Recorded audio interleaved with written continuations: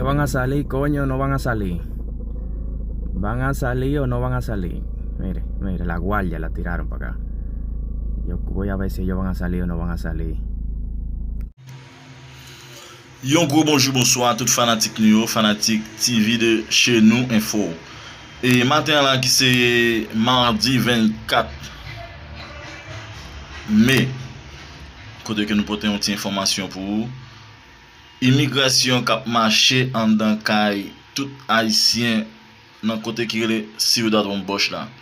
Côté que y a essayé entrer caille tout haïtien pour yo mettre au dehors la caillou pour yo voyer au Haïti. Vous pouvez regarder dans l'image là, yo monté dans toute fenêtre porte Kaimoun, a sonné sonnette Kaimoun. Là nous est côté qui est Las Americas dans 12 Las Americas.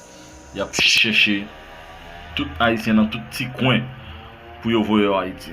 Mes amis, bagarre là pas yon jouet pour haïtien dans ancien domaine là. Actuellement la bagarre est mélangée pour tout haïtien.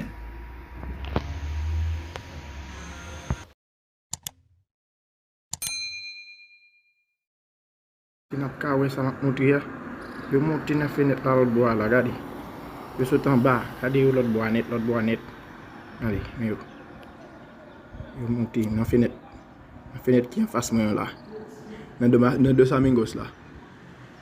Yo mouti nan fenêtre là pour y aller chercher haïtien dedans. Yo va ka faire pas devant parce que porte la fermé. Yo mouti nan fenêtre là, yo mouti nan fait forger yo. Haïtien yo fermé porte yo monter nan fait forger yo. Shit.